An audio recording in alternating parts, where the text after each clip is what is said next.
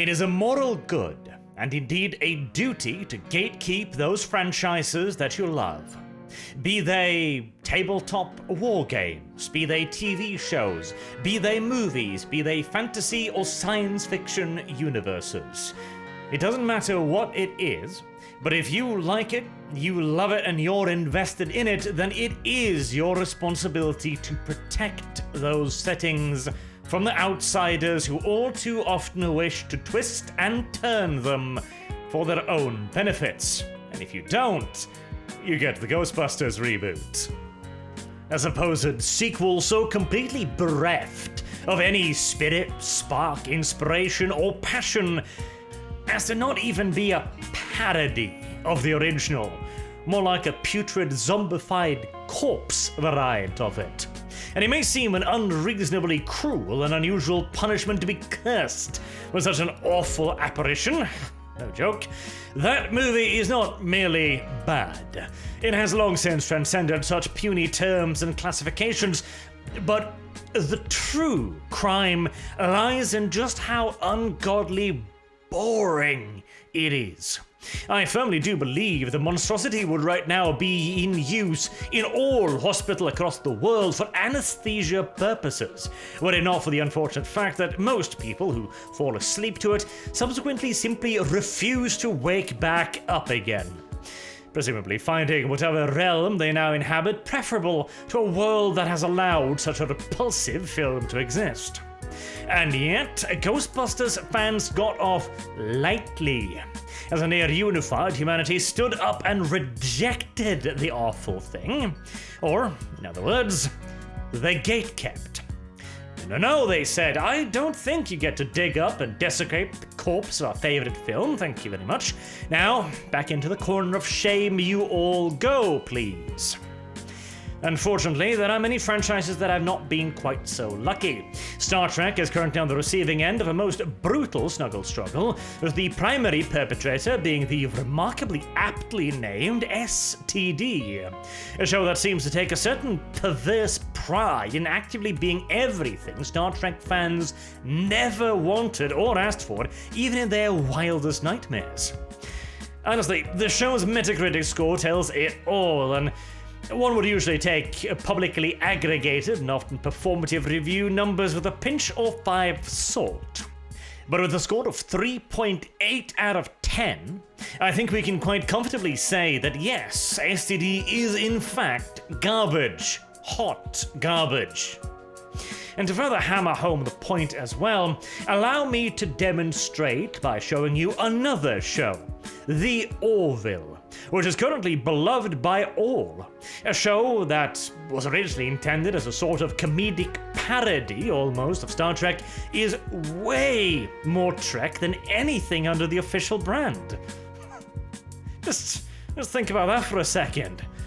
What a strange situation we are in now. And a bit of a personal recommendation here as well. Definitely do give The Orville a watch. It kind of struggles with whether or not it should be more of a comedy show, more of a satire, parody show, or more of a straight-up honest Trek show. And really, the series shines the more it embraces the serious Trek aspects, rather than the, frankly, half-funny satire. But despite its confusion and shoestring budget, it is far better than STD will ever hope to be. And make no mistake, it is absolutely the lack of gatekeeping that is at fault here, clearly demonstrated by the simple and self-evident fact that STD is again simply not a Star Trek show, and thus is also firmly rejected by the Trek audience. But then the question arises, what is it? What is the purpose of STD, and how can an audience prevent it from happening? And, make no mistake, preventation is the name of the game here. These are massive franchises owned by major companies in an ever more casualized time.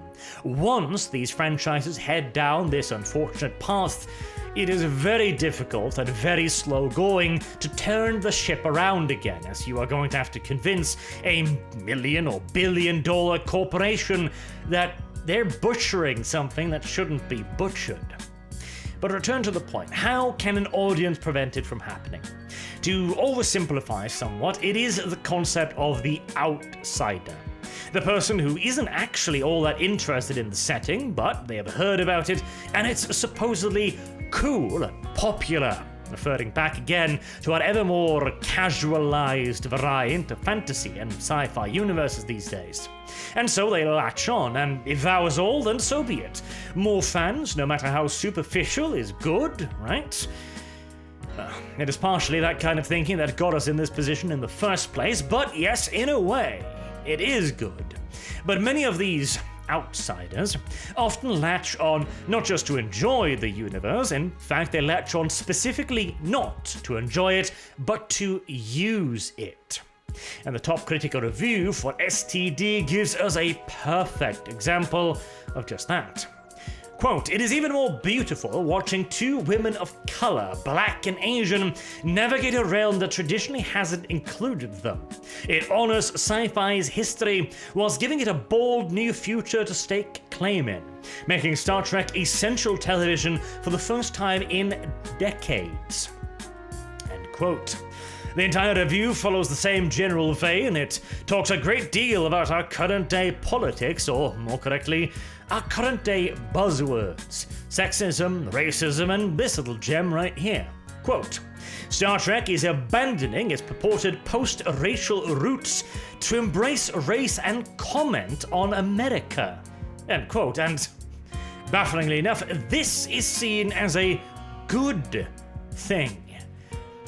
And even when the review can occasionally be goaded into talking about the show, all we get is bland statements like, "It's good," "The costumes are expensive." Trivial nonsense, yet it is clear the show's real target audience recognizes it for precisely what it is: a subversion, a hijacking of a fan-favorite setting to serve outside interests. Otherwise, why on God's good green earth would a show like Star Trek, set in space aboard spaceships including dozens of alien races, need to reject its post-racial roots to embrace race in America today? It makes absolutely no sense. Unless, of course, the purpose is not to tell the story about Star Trek, but rather to use it as a vehicle for the modern-day opinions of the writers and pundits. I would also like to point out the so-called critics score to further illustrate this. The professionals, a gaggle of grating, long outdated corporate orifices, absolutely adore STD. Contrast this with the aforementioned Orville. The audience loves it, the critics hate it. And a firmer endorsement is bloody hard to come by in this day and age. Let me also make it even more crystal clear, the fan versus outsiders divide. Have a look at these two promotional shots right here.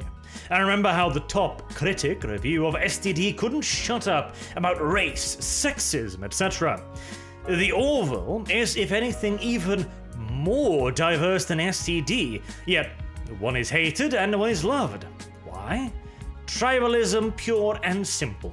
Any long-term fan of Trek knows the show has never had any problem with diversity, a word itself invented purely to be a divisive, blunt force instrument of accusation with no real substance to it. Yet this is the mark of what I have been calling the outsider, someone who creates a simulacrum of a setting to infiltrate their own agenda with it. A parasitic entity that uses and abuses the host body for selfish reasons. Until you arrive at, the official Star Trek Twitter unironically endorsing communism and championing the revolution. Ah yes, just what we need from our science fiction escapism, a socialist revolution with all the violence and suffering that always seems to tag along with it. After all, the key point of Star Trek has always been a darker, hungrier future, right? But this too is the means with which we can identify the disease before it spreads. Whilst I think that there is an abundant evidence that we need gatekeeping in our hobbies, the logical next question then of course becomes, how do we spot what needs to be gatekept? And how do we do it? This is by far the most complicated question, for whilst what we need to do seems clear, finding a way to do it is far less straightforward. The trick is to allow those who genuinely want to enjoy the setting to do just that without being alienated by the veterans. A degree of elitism is unavoidable in all fields and not necessarily unwanted neither. A carpenter with 20 years of experience is hardly going to treat a rookie quite the same as another professional. But I don't think the level of knowledge is the deciding factor here. It is an element, absolutely, but not the answer in and of itself. Instead, I believe we need to focus on the near universal outsider element of change. Now, of course, no universe is perfect, and rather, the more you learn about your favorite setting, the more holes you are likely to see, and so criticism is not only inevitable but healthy. The example I always bring up in relations to 40k, my own favorite universe, is of course the book The Reflection Cracked. A short side story that absolutely murders a much bigger and far better plot point in the main series, and I can not understate just how massive a disservice this book did to the Horus Heresy series. The fetid turd masquerading as a book was to the character of Fulgrim what the Romans were to Carthage. I am in fact genuinely surprised that the author didn't include a pinch of salt with every book just to further hammer home the point. And yet, nevertheless, my point is that I could spend a solid hour talking about what a WMD this book was and how much better the series would have been without it. But this is all in a universe critique, firmly grounded in the setting and the lore. Another different example could be that I consider GW, the creators of 40k, charging basically $8 for an 18 milliliters pot of contrast paint to be little different in principle to a highway robbery at shotgun point. 18 milliliters, that is barely a tablespoon worth of paint. And you better use all of it in one sitting or that shit will be dry as permacrete. Incidentally, I have a sneaking suspicion that the reason why we get the tiny baby-sized pots is precisely for the purpose of ensuring that the contents become worthless in as short amount of time as possible, making you need to buy yet more ludicrously overpriced paint. GW are certifiably a bunch of greedy ass bastards. And very few will disagree, but more to the point, whilst this is not an in-universe critique or commentary, it is still clearly rooted in the hobby that is 40k. And of course, therefore, we should be able to enjoy talking about these things regardless of our knowledge. Where we should draw the line, however, is when it comes to changing parts of the setting for outside reasons. Space Marines need to be female because representation? No. 40k already has Sisters of Battle and plenty of representation and an in-law reason for why there are no Space Marines. Star Trek must take on Trump. No. To begin with, what goddamn business is it of a future space fantasy setting who the president is in America? Star Wars must introduce trans non-binary Jedi Knights. Why?